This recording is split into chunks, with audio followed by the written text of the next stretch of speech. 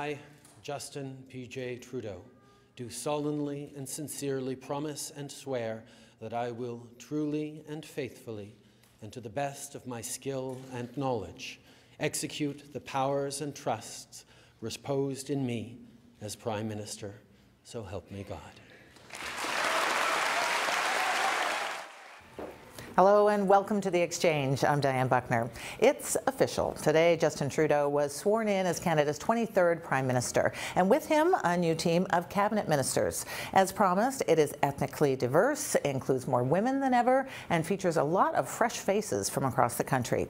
But with Trudeau sweeping to power on promises of growth, it's his economic entourage that stands front and center.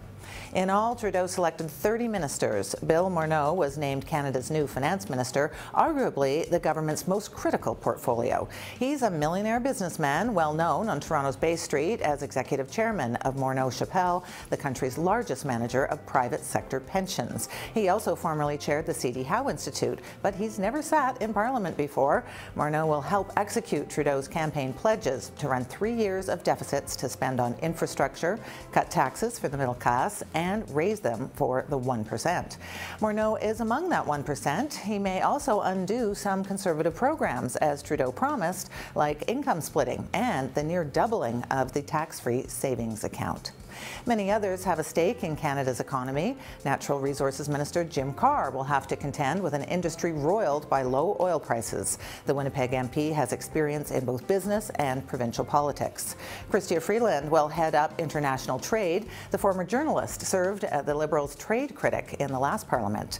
Navdeep Bains will tackle Canada's poor innovation record as Minister of Innovation, Science and Economic Development.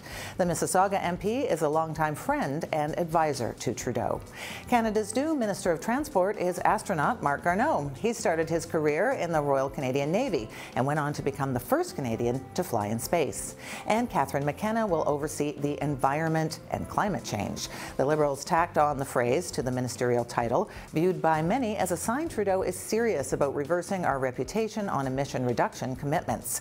The Ottawa MP is a human rights and social justice lawyer. Time now for the big picture to weigh in. Goldy Hyder is President and CEO of Hill & Knowlton Strategies. Bill Robson is President and CEO of the C.D. Howe Institute. Armine Yalnizyan is Senior Economist for the Canadian Centre for Policy Alternatives. Now, we were talking earlier, I know all of you have connections to various ministers, so we'll try and get to some of your inside stories on some of these people. But Armine, I wanted to start with you because I saw you tweeting today saying that you were, quote, blown away by the bench strength in this cabinet. Obviously, you're a big fan. Why is that? Well, just reading the bios of who these people are, what their backgrounds are, what they bring to it. People were talking, you know, as soon as the announcement was made that there would be gender parity, there was like this blowback and immediately about meritocracy. And then you can see these 30 people, men and women, with just remarkable contributions to make to public life. And you think, yeah, like the Prime Minister said, it's 2015, baby. But is this the right group of people to take Canada where it needs to go? I'd like to hear from the gentleman as well. What do you say, Bill? Well, because Bill Morneau was just mentioned as being associated with the C.D. Howe Institute, I can say that having worked with him as the chair of the board, I have a very high opinion of him. And I think that he has a lot of talents, not just the sort of business and economic literacy, but also a lot of the people skills that are very helpful when you're Minister of Finance. But he's never been in Parliament before. And that's true for a lot of people. You don't think about just figure out how the phone works, all that type of thing, but those are issues. And then the other thing that I think is a tough transition for somebody who's coming out of an environment in business, and this would be the case for Bill, is that you've never developed the rhinoceros hide that you need in public life. And so I think for some, not just for him, but for a number of others, just getting used to being on display like that with people tossing lawn darts at you on a regular basis, if you're not used to it, it's tough. Well, the rhinoceros hide, that you protect people from things like that. I've always said it's why I haven't gotten into politics. The skin isn't thick enough. But look, I think first of all, I agree with Armine. This was an embarrassment of riches in terms of the choices that the Prime Minister had. Some equally qualified, talented people didn't get into cabinet as the people that did. I think it was a good day for Canada, particularly for Canadian diversity. I kind of joke, I feel like one of the few Indo-Canadians that wasn't appointed to cabinet, but congratulations to those that were. So tremendous balance struck. It's difficult to make cabinets. But let me tell you some things that jumped out at me. One, the industry department is gone. I mean, industry. It doesn't exist anymore. And so it's kind of been separated into a couple of roles from what I can tell. Navdeep Bain, someone I do know and I wish him well, is got this innovation portfolio and economic development and so forth. We've got someone else with employment, someone else. So there's another science minister in Christy Duncan. So it's a little, it's going to be interesting for all of us to figure out who navigate around Ottawa. Who takes care of mergers and acquisitions? Where are some of the things that industry traditionally did? Where do they reside now? So we're going to have to look deeper at that. The other thing that jumped out at me, and I think this is a good thing because the status quo clearly is not working, is to put environment and climate change together. But the Cabinet Committee is called Environment, Climate Change, and Energy.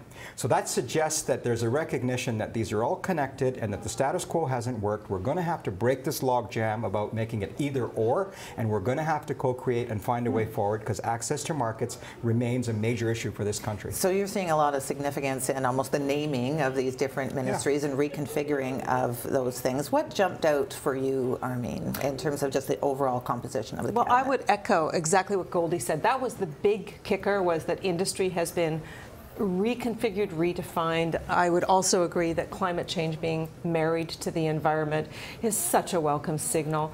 This is a government that is going to be committed to not just gender parity in cabinet, but actually bringing more bench strength to the way we look at inequality issues, not just gender inequality issues, but inequality issues throughout. So I was really struck by the choice of who the health minister is, who brings an amazing background to that job. And that to me was also an interesting signal. There's going to be a lot of pressure on that file in the coming years. On the health minister. Yeah, to reconfigure a new health accord. Well, I might pick up on that by saying that there's a rule that a lot of people regard as pretty important, that you don't put people in portfolios where they might be seen as arguing their corner. I make that observation without having a strong view on it. We have a doctor, former doctor in health. We've got a former military guy in defense. There are a few other examples of that. So I assume this was done consciously, but you always have to worry about any perception or the reality that people who are in cabinet are seen perhaps by that constituency as there to argue their case. Because if you do have a lot of that dynamic, that puts a lot of additional pressure. In cabinet, you often have to go against some of the interests that see themselves as represented that way. So it's interesting that they went the other way, and I wish them well. I mean, we want that to work. They took a chance. The other areas I would jump in on that I think are important from an economic perspective to our viewers is about trade and transport. Transport, for obvious reasons, our ports, our airports, there's a lot of infrastructure issues around those. It's all again about getting access to markets and encouraging people to come to Canada and so forth. So I was pleased to see someone as qualified and capable as Mark Arnault getting that portfolio. Ms. Freeland, whom I don't know, but obviously I've read a lot about and apparently has a lot of talent.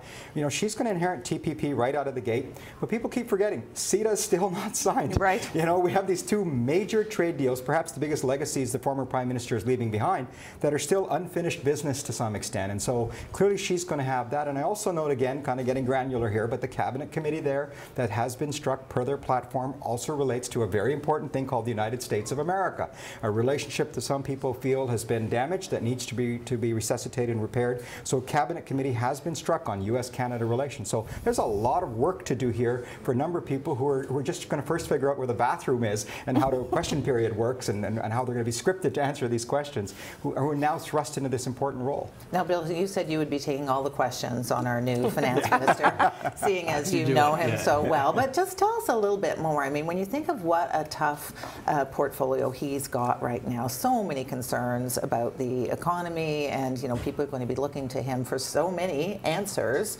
I mean, how prepared is he really? Well, he certainly doesn't need much of a briefing on a lot of the business and economic issues.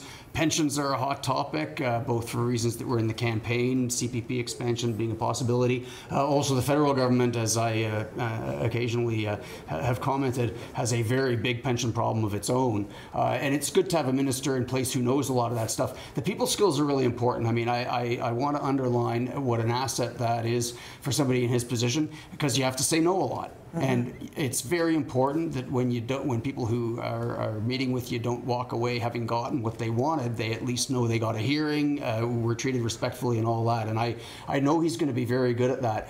When it comes to the larger fiscal policy agenda, the question that's a bit out of his hands particularly is, does he have the backing that he's going to need when he says no? Because there's a very expansive mood out there, and there are some things in the platform that I don't think are going to work. For example, that high income surtax, it's there to bring a lot of money in, but the experience provincially, the experience in other provinces, other countries is it doesn't happen. So as finance minister, when things start to go a little wrong with the fiscal track you've set out, you got to be backed up. Well, I'm glad to hear you say that, because I was already starting to think, geez, you three are just sounding like you have drank the Kool-Aid here.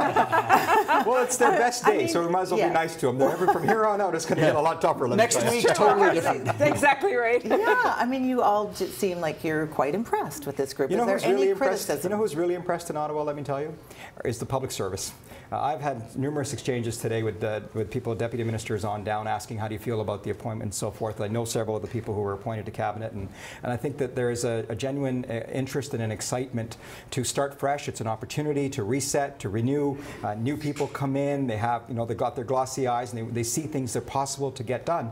And I think the public service and the role of the public service is going to receive some more prominence than it perhaps had over the last decade, where more consultation, more input opportunities is going to come from the PS. So I think they're as big winners today as their bosses are. In fact, I want to pick up on that because, you talked about, how will Bill Morneau function, having not had any experience.